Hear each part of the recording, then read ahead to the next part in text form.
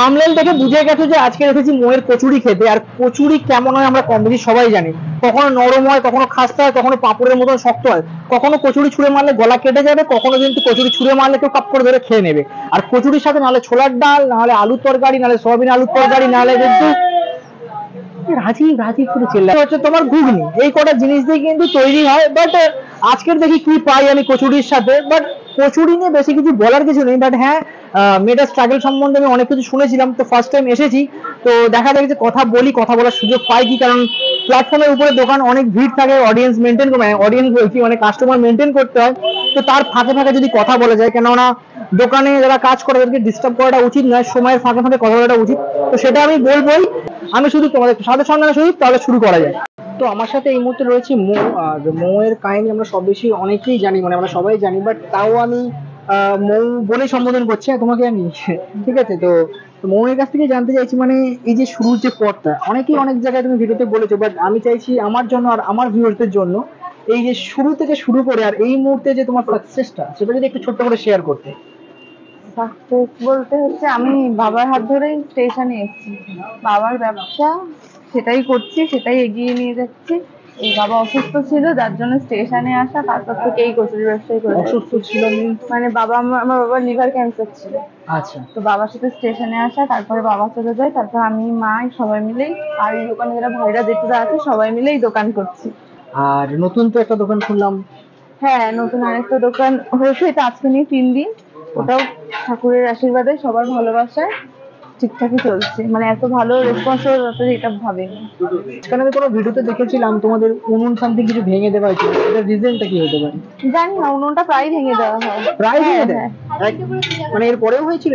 অনেকবার হয়েছে, 15-20 বার হয়ে গেছে। 15-20 বার উনুনটা ভেঙে দেওয়া হয়েছে। মানে এখন কি রিসেন্ট কোনো দিন হয়েছিল? এই তো গত শুক্রবার দিনই হয়েছে। যেটা ভালো হচ্ছে তোমার কারোর উপরে কোনো সন্দেহ বা কিছু? কি বলবো বলো, নিজেদের মানুষের উপর কি বলবো।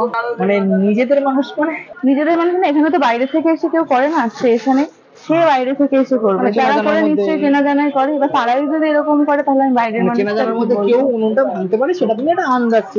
অবশ্যই বাইরের এখানে বাইরের কেউ সাহস পাবে না। স্টেশনে এখানে 1টা-2টো পর্যন্ত হাবড়া স্টেশনে রুটির দোকান খোলা থাকে, তারপরেই করে। তো 3টে-3:30টার সময় বাইরের মানুষ কি করে এসে উনুন ভাঙবে না? যার ভালো লাগে সে করে। যতবার ভাঙবে আমি ততবার ঠিক করে নেবো। এই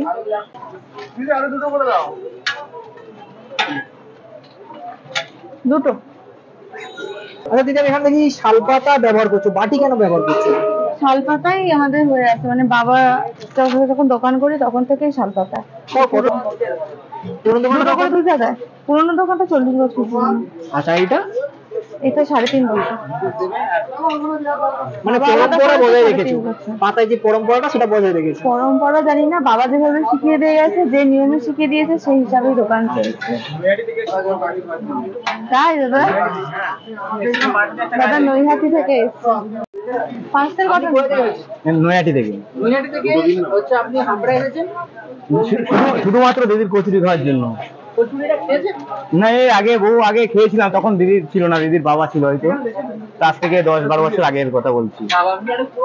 হ্যাঁ, দিদি দোকান দেওয়ার পরে সর্বপ্রথম এলাম। যদিও দিদির ভাইরাল গুলো দেখেছি আমি, ঠিক আছে একদিন যাবোই। খুব টেস্টি, দিদির তো কোন তুলনায় নেই।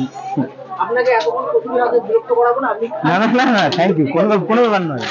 আচ্ছা বলছি, এই যে কচুরির দোকানটা করেছো, তো এরপরে কি কোনো অন্য দোকান খোলার ব্যবস্থা আছে, না শুধু কচুরির উপরেই ফোকাস? না, কচুরির উপরেই ফোকাস। যেটা আমি জানি আমি সেটা নিয়ে সেটাই করবো। মানে এই বিরিয়ানি বা পোলাও, ফ্রাইড রাইস এই নিয়ে? না, ওইগুলো সম্পর্কে আমার কোনো জ্ঞান নেই, বুঝলে। যেটা আমি জানি না সেটা আমি কেন করবো? যেটা বাবা শিখিয়ে দিয়ে গেছে, যেটা আমি জানি। মানে এখন রীতিমতন কচুরিই ফোকাস? হ্যাঁ। মানে কোনো ভাবনা চিন্তা ওই ব্যাপারে নেই? না না, ওই সমস্ত কোনো ভাবনা চিন্তা নেই, আর হয়তো হবেও না সেরকম। আচ্ছা বলছি, নতুন দোকানের টাইমটা আরেকবার একটু বলো। নতুন দোকানে সকাল 7:30 থেকে 1টা-2টো পর্যন্ত কচুরি থাকে, রেগুলার খোলা? আচ্ছা, অ্যাড্রেসটা একটু বলে দাও।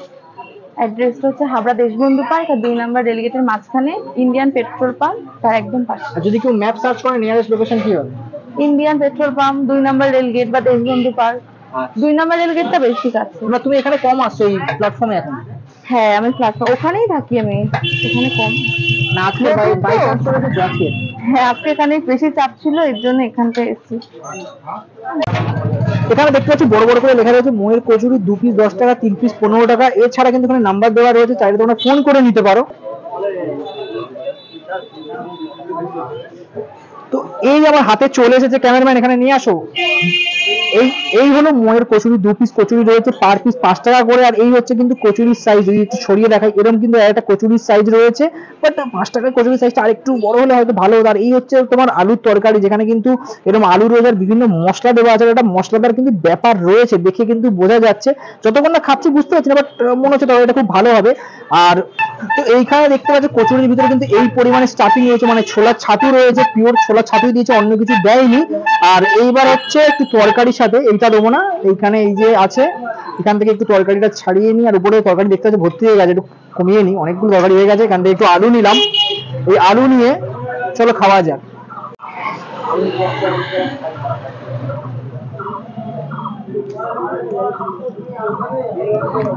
খেতে খেতে বলছি, মানে গালে পড়তে অসাধারণ লাগলো। আলুটার মধ্যে একটা হালকা মিষ্টি ব্যাপার রয়েছে, মানে তরকারির মধ্যে একটা মিষ্টি ব্যাপার রয়েছে, মিষ্টি ফিলিং রয়েছে, খেতে খুব ভালো লাগছে। এটা মশলাদার তরকারি, আমার কিন্তু খুব ভালো লাগলো। মানে আলুর তরকারিটা মানে যখন কচুরি দিয়ে খাচ্ছিলাম অসাধারণ লেগেছে। আর এক একটা কচুরি কিন্তু এরকম ছোট হতে পারে, কিন্তু যথেষ্ট মোটা সাইজের, মানে যথেষ্ট মোটা সাইজের কচুরি তোমরা দেখতে পাচ্ছ। আমি প্রথমেই বলেছিলাম যে সাইজটা আর একটু বড় হলে ভালো হতো, বাট এই যে থিকনেসটা কিন্তু বেশ ভালোই আছে। আর যদি আলুটা দেখাই, আমি আলুটা কোথায় আনতে বলবো। আলুটা কিন্তু একটু শক্ত, আমি যখন জিজ্ঞাসা করেছিলাম, একজন কাস্টমার জিজ্ঞেস করছিল যে আলুটা শক্ত, বলছে এই আলুগুলো একটু এরকম হালকা শক্ত, কিন্তু ততটা শক্ত নয়, কিন্তু খেতে ভালো লাগছে, এই হচ্ছে ব্যাপার। এই দেখতে পাচ্ছ আলুগুলো, আর খেতে ভালো লাগছে। চলো আর একটু খাই, বাট আমার কিন্তু সিরিয়াসলি বেশ ভালো লেগেছে। কচুরিটা কচুরিটা খাস্তা রয়েছে, বেশ মজমজা একটা ফিলিং রয়েছে, নরম রয়েছে, মেন কথা এই জন্য বেশি ভালো লাগছে। মানে এরকম কচুরি তুমি মোটামুটি যারা কচুরি লাভার আছো, মোটামুটি 10-12টা খেয়ে নিতে পারবে। কচুরিটা এতটা ভালো, যথেষ্ট সফট রয়েছে, যথেষ্ট মচমচে রয়েছে।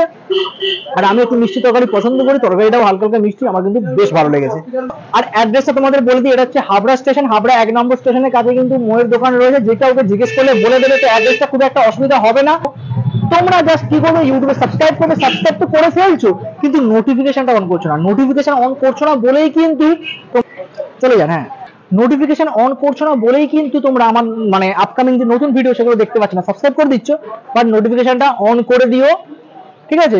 অন করে দিলেই হবে। আর ফেসবুক তো জানো সাথে সন্ধানে সুদীপ, আর ইনস্টাগ্রামও আছে। ইনস্টাগ্রামে ভিউটা ভালো পাচ্ছি, বা সাপোর্টটা একটু কম পাচ্ছি, তো ওখানেও সাপোর্ট করো, সব জায়গায় সাপোর্ট করো। আমি ধান্দাবাদ ব্লগার দেখতে পাচ্ছ, সব জায়গায় শুধু সাপোর্ট করে বলছি। তো আর বেশি কথা বাড়াবো না, আজকের মতন টাটা, দেখা হবে কোনো এক নতুন ভিডিওতে। সাবস্ক্রাইবটা কিন্তু করে ফেলো।